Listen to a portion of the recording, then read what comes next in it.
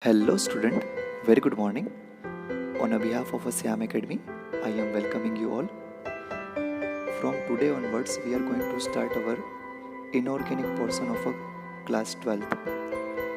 The first chapter in inorganic chemistry is about general principles and processes of isolation of elements. So, without wasting our time, let's get started. You know that most metals are found in nature in a combined state due to their high reactivity. Metals found in a combined state in a earth crust are known as minerals. Only those minerals that have relatively high concentration of a metal and can be extracted in an easy and cost-effective manner are called ore. The only metals found in a free or a native state are gold and platinum. They are usually found with earthy or rocky impurities such as sand and clay. In the earth crust, the relative abundance of metals varies in the several manners. The table shown here lists the metal relative abundance in the earth crust by weight. Of these, aluminum and Fe are relatively more abundant than others. Aluminum consists 8%, while Fe constitute about 5.8% by weight of the earth crust. Thus, the aluminum is the most abundant metal, while Fe is the second most abundant metal by weight in the earth crust. Also, aluminum is the third most abundant element and iron is the fourth most abundant element by the weight. The table shown here lists the principal ore of some important metals and their composition. Both aluminum and Fe are used widely in an industrialized nation. Naturally occurring aluminum is a major component of silicates such as mica and clay. Aluminum is mainly extracted from its principal ore, bauxite, since it economically viable source valuable gemstones such as ruby and sapphire contains aluminum oxide along with the traces of transition metals. As impurity, rubies are crystalline forms of aluminum oxide, which are red in color due to the presence of chromium. On the other hand, sapphire is present in various sets owing to the presence of impurity such as nickel, cobalt and titanium. Iron is mainly extracted from its oxide ore such as hematite and magnetite. The iron extracted from this ore is mostly used in a manufacturing of steel, an alloy of iron. Iron is also an essential element found in a biological system. Other metals that are extracting used are copper and zinc. You can see from a table that copper and zinc are extracted from their oxides, their sulfides, or it may also be extracted from their carbonate ores.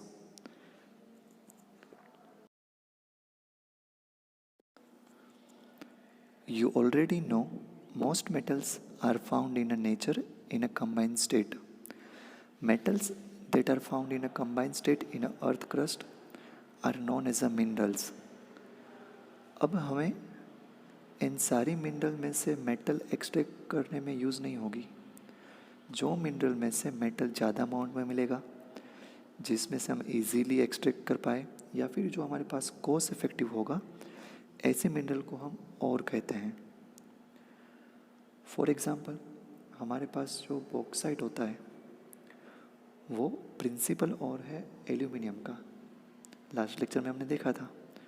ये और में से metal बनाने के लिए हमें बहुत सारी प्रोसेस एंड टेक्निक का यूज़ करना होगा, जिसे हम एक्सट्रैक्शन और आइसोलेशन प्रोसीजर काम से पहचानते हैं। ये सारे स्टेप होंगे, उसको हम क्या बोलेंगे? Extraction and isolation of metal ores. यहाँ पे आपको उसके मेन स्टेप दिखाए हुए हैं। फर्स्ट है concentration of the ore, second isolation of the metal from its concentrated ore, and third refining of the metal. The branch of science and technology that deals with the isolation of a metal from its ore is known as a metallurgy. An ore contains metal associated with other undesirable substances like sand, clay, etc. These undesirable substances are collectively known as a gangue or a matrix. The process of separating gangue from ore is known as a concentration of ore. It is also called dressing or benefaction. Metals can be concentrated from their ores using any of these methods. First, hydraulic washing, second, magnetic separation, third, froth flotation method, and fourth, leaching. The choice of technique used for extraction depends upon the difference in the physical properties of the compound and that of the gangue. It may be also depends on the type of the substance, the feasibility, availability, and environmental factors are also taken into consideration. Let's now look in each method in details. The name hydraulic means operated by the pressure created by a forcing water or other liquid. Washing with water is known as a hydraulic washing. Gold mines make use of hydraulic washing technique. An upward stream of water is used to wash powdered ore. Lighter particles of gangue are washed away and heavier particles ore is left behind. These techniques separate ore from a gangue using the difference in their gravities. It is therefore also known as a gravity separation. Magnetic separation is used when either the ore or impurity in it are magnetic in nature. For example, separating iron from its ore, hematite. In this method, powder ore is placed on a conveyor belt that moves on a magnetic roller. As the ore passes over conveyor belt, the magnetic particles are attached by the magnetic rollers. The magnetic particles fall in a container below the roller, while non-magnetic particles fall in another container that is away from a roller. Now we are going to discuss about the third method, that is froth flotation. Froth flotation separates the gangue particles from the ore based on the fact that gangue is weighted by water while minerals are weighted by oils. The ore is crushed into a fine powder and mixed in a water. Then collector and stabilizer are added to the water. A collector is a substance such as pine oil and fatty acid which enhance the non-wettability of ore particles. A stabilizer is a substance like a cresol which increase the stability of the froth. The mixture is agitated with the help of a rotating pedal. This draws air into the mixture and froth is generated. The froth is then skinned off and dried to remove particles of ore. This is similar to the technique that separate butter from a buttermilk. We are knowing the same procedure is also takes place in production of a butter. The froth flotation technique is mostly used for a sulfide ore as they are easily weighted by oil.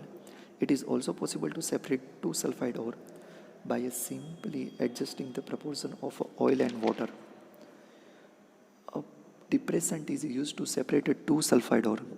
A depressant is a substance which selectively prevent one of the ore from entering the froth.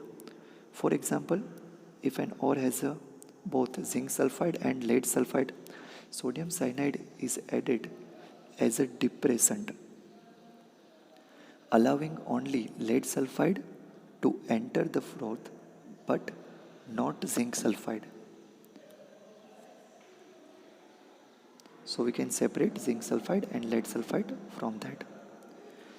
Leaching is used when ore is soluble in a certain suitable solvent. Let us consider the leaching of alumina from a principal ore bauxite. The impurity associated with the bauxite are silica and titanium dioxide.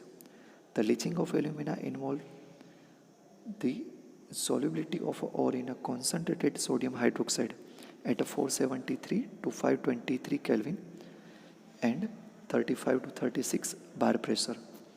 When the ore dissolves in a concentrated sodium hydroxide, the Al2O3 is react with sodium hydroxide and forming soluble sodium aluminate. The aluminate solution is neutralized by passing a carbon dioxide gas, this PPT, hydrated aluminum oxide. The hydrated alumina is filtered and heated to 1470 Kelvin to give pure alumina, that is aluminum oxide. Another example of a leaching is a leaching of a gold or a silver with a diluted sodium or potassium cyanide. Solution in the presence of air. Silver is when treated with a sodium cyanide in the presence of air result in the formation of a complex called sodium argentocyanide. This, when treated with a zinc, displaces silver from sodium argentocyanide results in the formation of a pure silver powder. So by this manner we can separate silver. Okay, fine. That's all from my side. It's all about today. Next lecture will be uploaded tomorrow and you are supposed to send me homework which I uploaded after the completion of a lecture. Today's homework is about you need to write line by line theory of NCERT. In inorganic chemistry, examiner will never go beyond the NCERT. Either the exam is JEE or either the exam is NEET as well. So you are supposed to write word by word from NCERT and click a photo, send it to me via WhatsApp. Okay, thank you so much. If there you have any doubts, then you may contact me directly via telephonic or via WhatsApp.